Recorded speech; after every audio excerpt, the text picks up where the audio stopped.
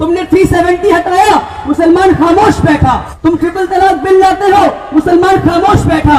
तुम हमें गाली देते हो, बाबर की औलाद, जिन्ना की औलाद कहते हो, मुसलमान खामोश बैठा। मगर तुम इस मुल्क के संविधान को बदलोगे, मुसलमान इस बात को बर्दाश्त नहीं कर सकता। तो वजह मुसलमानों के लिए नहीं, हम इस देश के संविधान को बचाने आए हैं और आखिरी दम तक इस देश के संविधान को बचाएंगे। हम मुसलमानों से कहते कहो भारत माता की जय। क्या कहते? कहो भारत माता की जय। अच्छा, फिर भी हम मान लेते हैं कि भारत माता की जय बोलना है। क्या बोलना है? भारत माता की जय। तो सवाल पूछो इनसे कि भाई ये भारत माता है कौन? सवाल पूछना है कि तुम भारत माता की जय बोलते हो, ये भारत माता है कौन? तो सुभाष चंद्र बोस ने भारत माता किसे बताया, मैं आपको बताता हूं। 1940 में 1940 सुभाष चंद्र बोस निकले चंदा लेने, डोनेशन लेने, और लोगों से घर घर जाकर डोनेशन ले रहे थे कि हमें पैसे दीजिए, अंग्रेजों के खिलाफ हमें जंग करना है। तो 1940 में एक मुसलमान यूसुफ मारफानी 1 करोड़ रुपए सुभाष चंद्र बोस को देता है, एक मुसलमान इंसान। तो उस मुसलमान इंसान के घर में एक बूढ़ी औरत बैठी होती है। वो बूढ़ी औरत जोर जोर से रोने लगती है। तो सुभाष चंद्र बोस कहते हैं, ए बूढ़ी माँ तू क्यों रोती है? तो बूढ़ी औरत कहती, मैं नाबीना हूं, मैं अंधी हूं और मेरे पास 1 करोड़ रुपए भी नहीं है, तो मैं तुम्हें क्या दूं सुभाष? काश मेरे पास 1 करोड़ रुपए होते तो मैं तुझे दे देती। वो मुसलमान बूढ़ी औरत से सुभाष चंद्र बोस कहते हैं, अरे बूढ़ी माँ तू नाबीना है, तू कमजोर है, तेरे पास 1 करोड़ रुपए भी नहीं, पर तेरे पास एक नौजवान बेटा है शहनवाज खान, तू मुझे दे दे, वो मेरे फौज में दाखिल होगा। और वो शहनवाज खान कैप्टन शहनवाज खान बनते हैं नेताजी के फौज के। और जब वो अंग्रेजों से लड़ते हुए शहीद हो जाते हैं शहनवाज खान, तो नेताजी उस बूढ़ी माँ को पूरे फौज के सामने खड़ा करते हैं।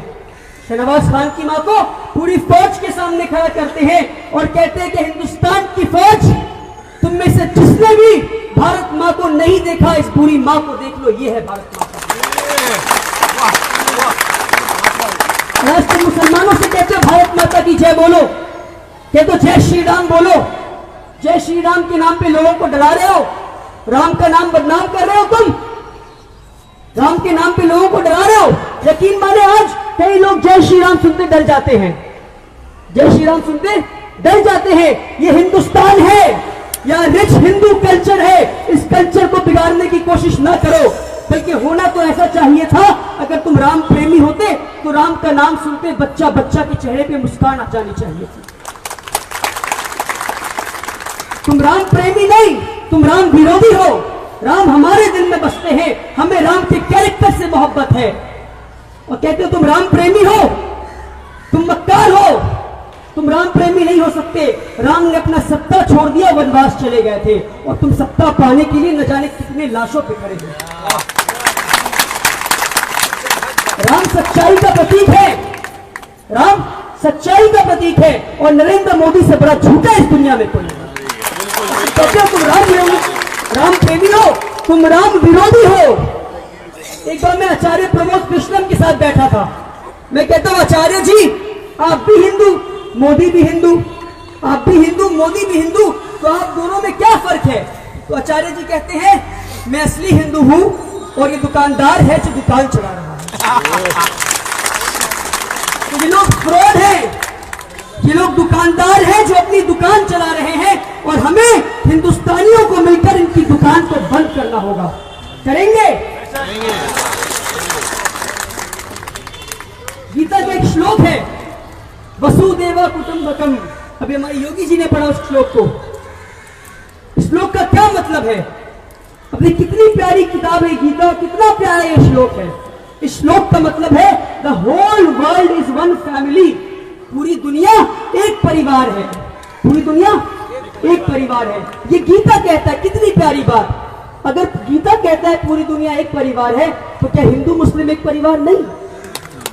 और हिंदुस्तान के हिंदू मुस्लिम छोड़ दीजिए, क्या पाकिस्तान के मुसलमान एक परिवार नहीं?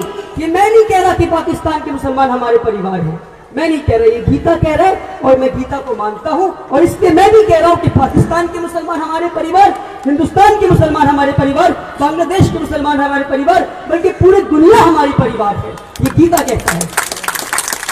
अब मोदी जी ने गीता पढ़ा नहीं, उन्होंने ये श्लोक पढ़ा नहीं, तो मोदी जी से पूछिए कि गीता का श्लोक है, the whole world is one family, पूरी दुनिया एक परिवार है। इसका मतलब ये है कि या तो आप गीता विरोधी या गीता आपका विरोध है। जामिया मिल्लिया में पुलिस मासूम बच्चों पे गोलियां चलाती है। उत्तर प्रदेश में 20 से ज्यादा लोग मारे जाते हैं, आसाम में 6 से ज्यादा लोग मारे जाते हैं। और ट्विटर पे आज ऐसे लोग हैं जो ट्वीट करते हैं और लिखते हैं अमित शाह 2002 गुजरात राइट फिर से करो। ये क्या हो गया? पूरी दुनिया में ढूंढ के मुझे दिखा दे, कोई ऐसा देश नहीं मिलेगा जहां कॉमन मासेस, जहां कॉमनर्स, आम इंसान ब्रुटैलिटी को, बर्बरियत को, किलिंग्स को सेलिब्रेट कर रहा है, जश्न मना रहा है कि कोई मर रहा है। एक्सट्रीमिस्ट करते हैं, गुंडे करते हैं, चोर चक्के करते हैं। जब आम नागरिक ट्विटर पे जाके ये कहता है कि अच्छा हुआ वो मारा गया, तो मुझे इस बात पे सवाल है कि ये क्या हो गया मेरे हिंदुस्तान को, क्योंकि पूरे दुनिया में ऐसा कहीं नहीं हो रहा है। ये सिर्फ इसलिए हो पाया है क्योंकि आज ये लोग कामयाब हो गए हिंदू मुस्लिम को बांटने में, और इनको कामयाब होने हमने दिया है। हमने बताया नहीं इनको कि हमारा इतिहास क्या है, हमने बताया नहीं इनको कि हम हिंदू भाइयों से कितना मोहब्बत करते हैं। तो इन्हें पता नहीं कि what is the idea of India. अगर आइडिया ऑफ इंडिया को समझना है तो हमें जवाहरलाल नेहरू और मौलाना अबुल कलाम आजाद के रिश्ते को समझने की जरूरत होगी। मौलाना आजाद जब पहला इलेक्शन लड़ते हैं, एक मुसलमान मौलाना आजाद पहला इलेक्शन लड़ते हैं, तो नेहरू आकर उनसे कहते हैं कि आजाद एक ऐसी कॉन्स्टिट्यूएंसी ढूंढ लीजिए आप जहां मुस्लिम मेजोरिटी में हो। तो आजाद कहते हैं पलटकर, अगर मैं मुस्लिम मेजोरिटी एरिया से इलेक्शन लड़ूं तो इस संविधान पर, इस देश पर और मुझ पर लानत है। मैं एक हिंदू मेजोरिटी एरिया से इलेक्शन लड़ूंगा और जीत कर दिखाऊंगा।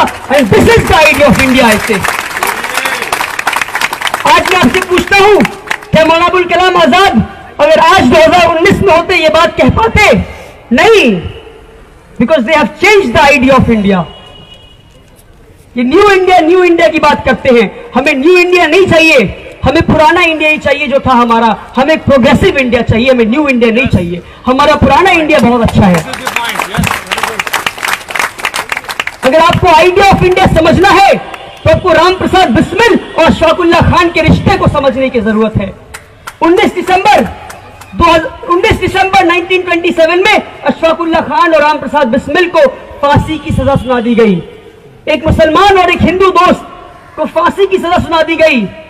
तो राम प्रसाद बिस्मिल अशफाकुल्लाह खान से कहते हैं कि मेरे दोस्त तू फिक्र ना कर, हम फिर से जन्म लेंगे और इस मिट्टी के लिए फिर से जान देंगे। तो अशफाकुल्लाह खान एक मुसलमान, वो तो फिर से जन्म लेने में विश्वास नहीं करते, यकीन नहीं रखते, पूर्ण जन्म में विश्वास नहीं रखते। तो अशफाकुल्लाह खान बहुत सोचे और सोच कर ठहर कर बोलते हैं, क्या कहते हैं? क्या मेरे दोस्त राम प्रसाद बिस्मिल, मैं फिर से जन्म लूंगा या नहीं लूंगा मुझे नहीं मालूम, मगर हां, अगर मेरी मुलाकात खुदा से हुई तो यह गुजारिश करूंगा कि मुझे जन्नत के बदले पूर्ण जन्म दे दे, ताकि मैं फिर से इस मिट्टी के लिए शहीद हो पाऊं। यह है हिंदुस्तान के इतिहास। रानी लक्ष्मीबाई का नाम सुना है, खूब लड़ी मर्दानी, वो तो झांसी वाली रानी। रानी लक्ष्मीबाई का नाम बताया गया आपको, मगर आपको आधी अधूरी इतिहास बताई गई है। रानी लक्ष्मीबाई अंग्रेजों के खिलाफ जंग लड़ रही थी, ये तो बताया गया आपको, मगर उनके फौज को कौन लीड कर रहा था ये नहीं बताया गया आपको।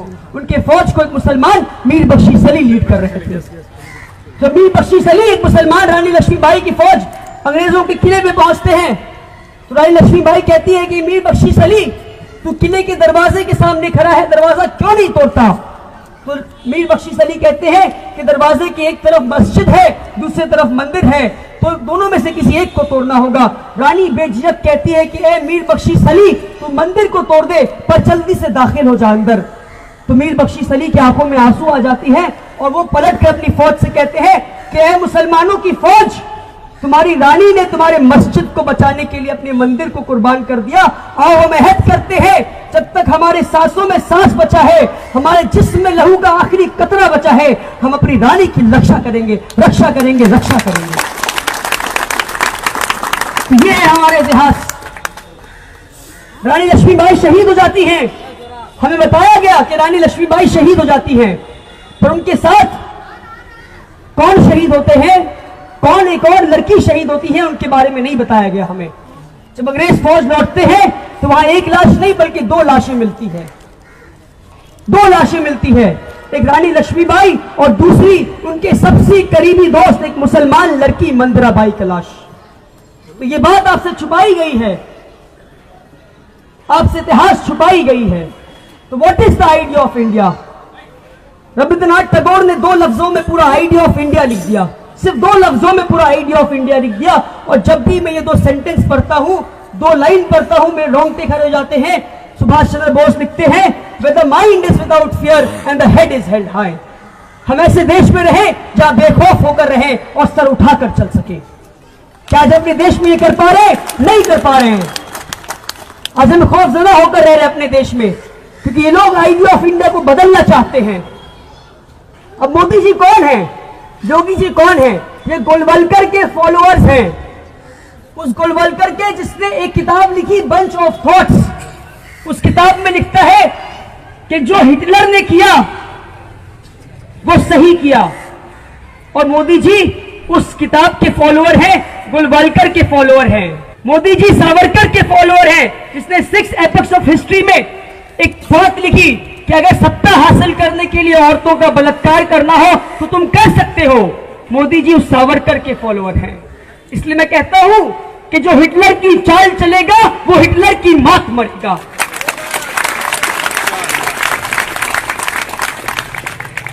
और जब जब जुल्मी जुल्म करेगा सत्ता की गलियारों से, चप्पा चप्पा गूंज उठेगा इनकलाब के नारों से।